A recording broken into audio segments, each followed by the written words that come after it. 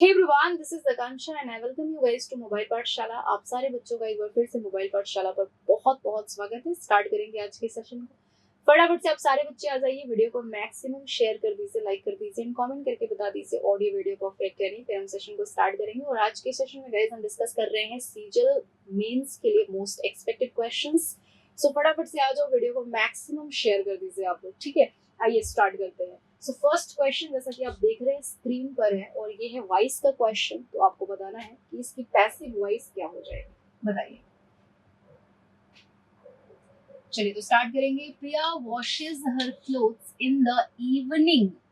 तो आप देख सकते हैं कि इसकी पैसिव वॉइस, क्योंकि सेंटेंस तो प्रेजेंट में है तो इसकी पैसिव वॉइस भी प्रेजेंट में होगी। तो ये वॉच और ये आर वाला ये वर ऑप्शन हम यहाँ से क्या करेंगे, एलिमिनेट कर देंगे। अब दो ऑप्शंस हैं और आप देख रहे हैं कि क्लोथ्स क्या है, ऑब्जेक्ट है, तो ये सब्जेक्ट की पोजीशन पर आकर के इसके साथ वो भी सब्जेक्ट प्लूरल होगा।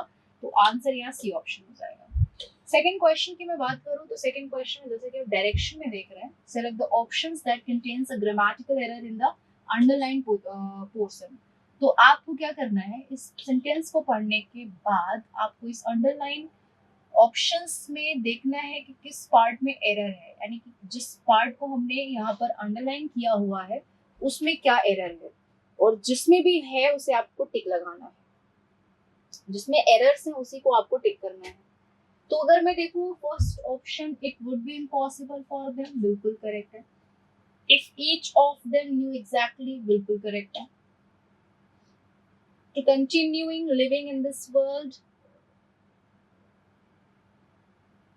ठीक है। देखो यहाँ टू कंटिन्यू होना चाहिए क्योंकि टू कंटिन्यूइंग नहीं होगा, टू कंटिन्यू होगा, टू के साथ वी1 का यूज करते हैं।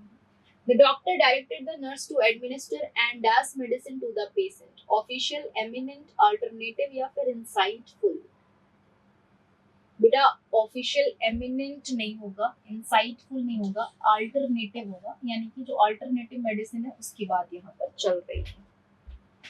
क्वेश्चन नंबर 4 की बात करें तो इसमें आपको वन वर्ड सब्स्टिट्यूशन बताना है, वन वर्ड बताना है इस पूरे सेंटेंस के लिए।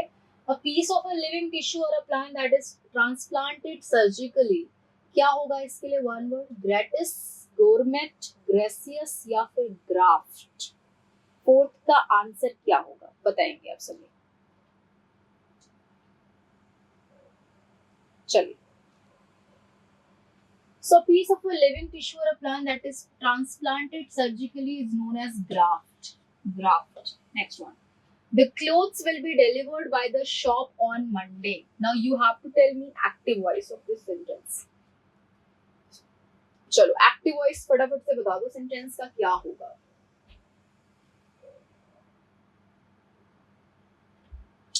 तो एक्टिव वॉइस की बात करें क्योंकि सेंटेंस में विल बी डिलीवर्ड है, सो क्योंकि ये है तो आपको वुड यहाँ से रिमूव करना होगा। एंड आपको पता है ना कि विल बी प्लस V3 हम यूज करते हैं पास्ट इंडेफिनिट के एक्टिव वॉइस में, तो आंसर केवल second option. Failure to carry hall ticket to the exam is considered as a trivial issue. तो एंटोनिम आपको बताना है यहाँ पर। ट्राइवियल का एंटोनिम क्या होगा? ट्राइवियल का एंटोनिम अंडररेटेड, काइंड, प्रॉब्लमेटिक या फिर सीरियस। एंटोनिम आपको बताना, ओके। सो बेटा काइंड नहीं होगा, प्रॉब्लमेटिक और सीरियस नहीं होगा, अंडररेटेड हो जाएगा। ट्राइवियल मतलब क्या होता है? सीरियस। और अंडररेटेड जो होता है जिसकी कोई वैल्यू ना हो, ठीक है। अच्छा वन सेकेंड, नो, मैं यहाँ पे कुछ रॉन्ग कर रही हूँ। तो ट्राइवियल है, ट्राइवियल इशू। ट्राइवियल का आपको ऑपोजिट बताना है। ट्राइवियल का मतलब होता है which has no importance, that is known as trivial. इसका जो एंटोनिम होगा वो होगा प्रॉब्लमेटिक। सॉरी, प्रॉब्लमेटिक नहीं, सीरियस होगा, ठीक है, सीरियस होगा। सी ऑप्शन है, सी ऑप्शन होगा। मतलब जिसकी कोई वैल्यू होती है वो सीरियस होगा, जिसकी कोई वैल्यू नहीं होती है वो नॉन सीरियस होगा। साथ में उसे ट्राइवियल भी कहेंगे। जो इनसिग्निफिकेंट होता है उसे भी हम ट्राइवियल कहते हैं। तो आंसर यहाँ केवल सी, और ये देखो यहाँ सीरियस होगा, ठीक है, लास्ट ऑप्शन सीरियस होगा। नेक्स्ट आ जाओ, देखेंगे नेक्स्ट क्वेश्चन। ओके, सेवेंथ में आपको कनेक्ट करना है ऑप्शंस को। तो क्या होगा कनेक्शन, क्या होगा इसका करेक्ट ऑप्शन बताएंगे सेवेंथ का।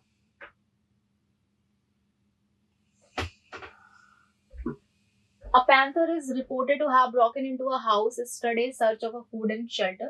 The villagers heard his cries and ran to the house, but the scared animal had run away through the window by then. It secretly slouched into a room where a young man named Johnny was sleeping, who suddenly woke up and realized that the beast was roaming around his bed. And just as the panther was about to leap on him, he swiftly shot out of bed and hid in a closet. तो panther panther panther, ठीक है जी, panther की बात चल रही है और panther से कनेक्टेड ये तीनों ऑप्शंस हैं, तो मतलब ए यहाँ हो जाएगा हमारा पहला ऑप्शन, और ए केवल दो ही ऑप्शंस में है, तो दो ऑप्शंस को लेकर के हम चलेंगे, ठीक है जी। अब a panther is reported to have broken into a house yesterday in search of food and shelter, और फिर it secretly slouched into a room where a young man named Johnny was sleeping, who suddenly up and realised that the beast was roaming around his bed. कह सकते हैं, लेकिन एक बार B वाला check करेंगे। ठीक है जी, तो अब villagers heard his cries, panther की क्राइज नहीं सुनी उन्होंने उस मैन की क्राइज सुनी जिसने पैंथर को देखा था, तो ए के बाद सी होगा, ठीक है। he swiftly shot off bed and hid in a closet, and last में बी होगा, which यहाँ सी ऑप्शन करेक्ट है, C option. Next one, incorrect spelling आपको बतानी है किस ऑप्शन में है। Incorrect spelling piercing, sleek, pie या फिर एच। चलिए जी, क्या करेक्ट ऑप्शन होगा बताएंगे।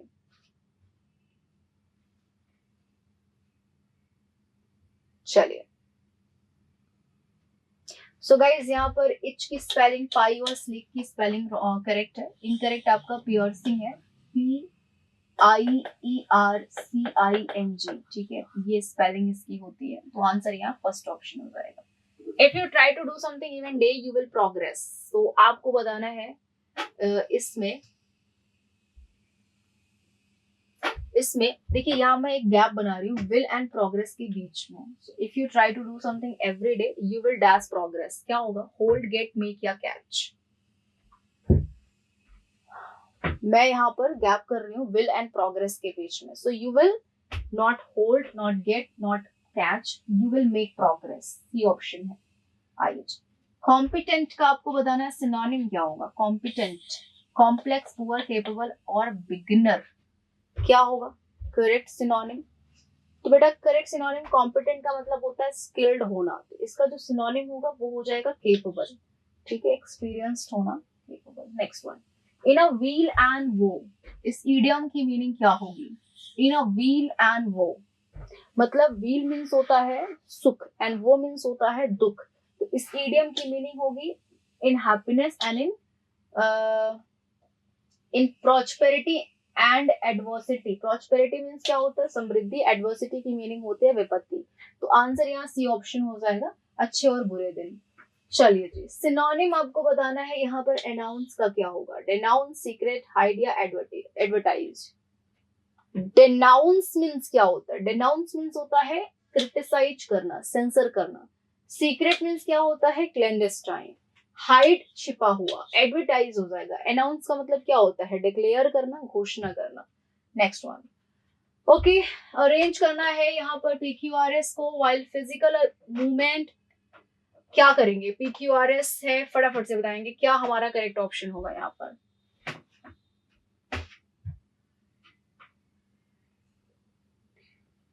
देखो बेटा, मूवमेंट खुद ही एक्टिविटी को डिनोट कर रहा है, तो एक्टिविटी जिसके साथ यूज करेंगे नहीं। Physical movement the part of teachers and students नहीं होगा। मूवमेंट एंड मूवमेंट के बाद मतलब आर और एस भी नहीं करेंगे, क्यू ऑप्शन को सबसे पहले हम यूज करेंगे। While physical movement is important for children, all learning activities होगा, है ना, तो क्यू के साथ हम क्या करेंगे, पी करेंगे।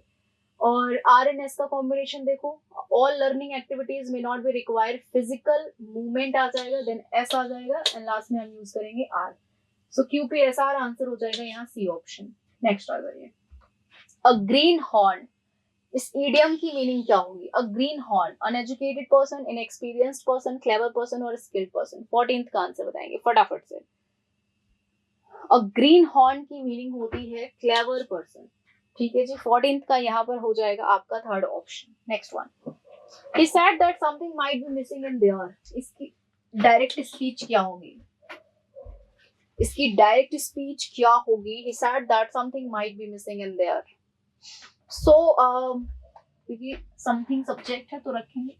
ये माइट भी क्यों है, क्योंकि यहाँ पर ये पास्ट में था इसलिए हमने मे को माइट कर दिया, तो यहाँ पर कुड बी, इज बीन और हैड टू बी नहीं होगा, ओनली यहाँ फर्स्ट ऑप्शन होगा, क्योंकि हम जो हमारा मॉडल वर्ब है उसे हम रिमूव नहीं करेंगे। आते हैं नेक्स्ट क्वेश्चन देखेंगे। चलिए, सो आपको सेंटेंस ऐसा सेलेक्ट करना है जिसमें कोई भी ग्रामेटिकल एरर नहीं है, तो फटाफट से बताएंगे करेक्ट ऑप्शन क्या होगा। Many communities in the world still feel that their voices and position has been disfranchised. क्या होगा बताएंगे।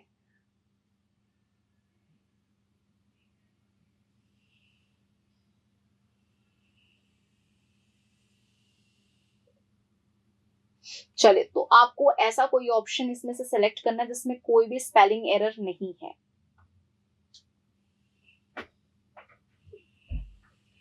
चलिए जी,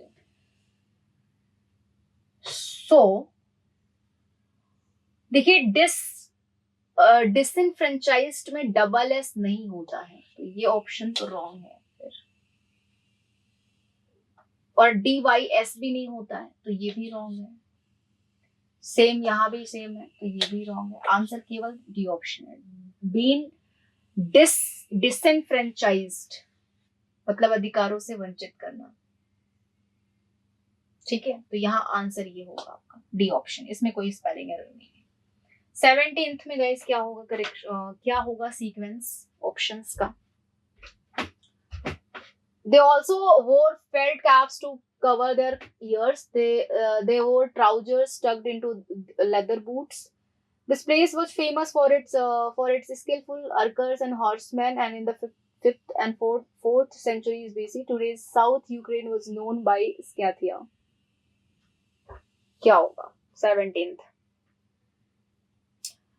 ठीक है जी, तो आइए, this place was famous for its skilful archers and horseman, ये बिल्कुल नहीं होगा, ये भी नहीं होगा गाइज।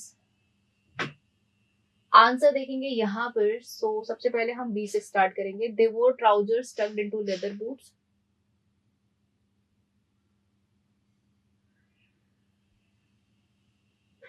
ठीक है,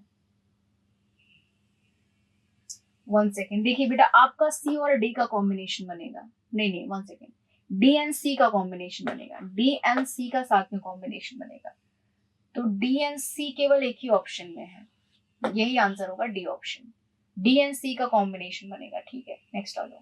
He used to reply that only place for which he went was town library.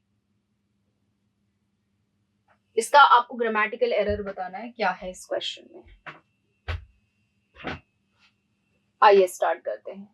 He used to reply, वो कहता था, रिप्लाई नहीं होना चाहिए ना, यहाँ पर used to say होना चाहिए। He used to say that the only place for which he went, 1 second, यहाँ भी रॉन्ग है, फॉर विच नहीं होगा, he was the town library, तो ठीक है, रिप्लाई का सही है। कोई से पूछता था तो वो रिप्लाई करता था।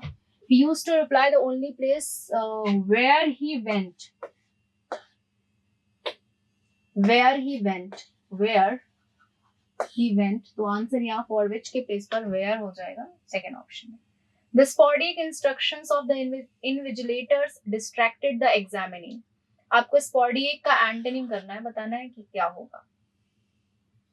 देखिए, स्पॉडिएक का मतलब होता है इरेगुलर, तो इरेगुलर का जो एंटोनिम होगा वो क्या हो जाएगा, कंटिन्यूअस हो जाएगा। फर्स्ट ऑप्शन है कंटिन्यूअस, फर्स्ट ऑप्शन है। आइए जी नेक्स्ट क्वेश्चन देखेंगे फटाफट से।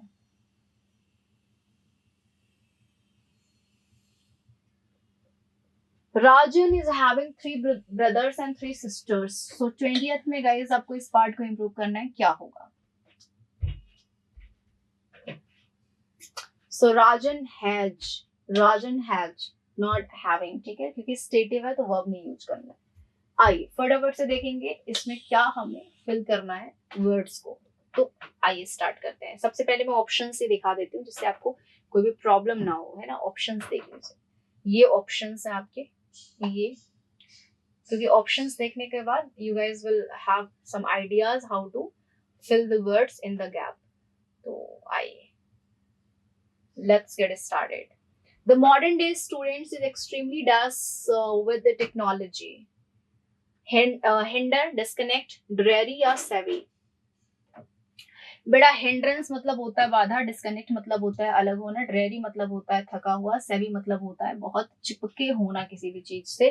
तो कह सकते हैं हम कि the modern day student is extremely सेवी विद टेक्नोलॉजी, है ना, and they do read quite a bit because of social media, and while their writing skills may not be top notch, they do write courtesy dash affinity। Second option में क्या fill करेंगे बताइए, इधर there, they are, dare या फिर there.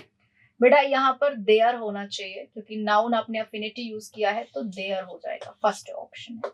Their affinity to various platforms on the internet. However, one skill that has been thus affected is listening skills. Thoroughly, thorough, holistically या फिर daily, बताएंगे थर्ड में क्या होगा। थ्रू नहीं होगा, होलिस्टिकली का मतलब होता है कंप्लीटली, और डेली भी नहीं होगा बेटा, थोरली हो जाएगा पूर्ण रूप से, कंप्लीटली। यहाँ आपका फर्स्ट ऑप्शन होगा। is listening skills, they are extremely poor as listeners, they are extremely poor as listeners। क्या होगा फोर्थ में बताएंगे सभी। पैसिव, एक्टिव, डिस्टिंक्टिव या फिर डेमोन्स्ट्रेटिव, क्या होगा फोर्थ में। they are extremely poor passive listeners because the listening skill has been affected by the social media. They are a very poor listeners, so we can say their skills of listening is very very passive। तो answer यहाँ first option होगा, if they are not active because of the social media। And distinctive मतलब क्या होता है, विशेष। Demonstrative means क्या होता है, शो करना। आइए जी फिफ्थ में देखेंगे, this is the last question here. चलिए, so researchers say that listening is the prime ingredient for empathy and the world will be in extreme poverty in terms of number of days on the planet। तो यहाँ देखेंगे एक word हमने use किया है empathy, तो just because of the empathy we will use for empathisers not sympathisers. तो answer यहाँ हो जाएगा एम्पैथीजर्स। और एम्पैथीजर्स किसको बोलते हैं, जो आपके हर एक पेन को फील करे, उसे भी उतना ही दर्द हो रहा है जितना आपको हो रहा है। So that person can be, the people are said to be sympathizers। So your answer is your second option। इस क्वेश्चन में आज के 25 क्वेश्चंस मैंने करा दिए हैं इस सेशन में, और मिलते हैं आप लोगों से कल। Thank you so much, bye bye, take care everyone.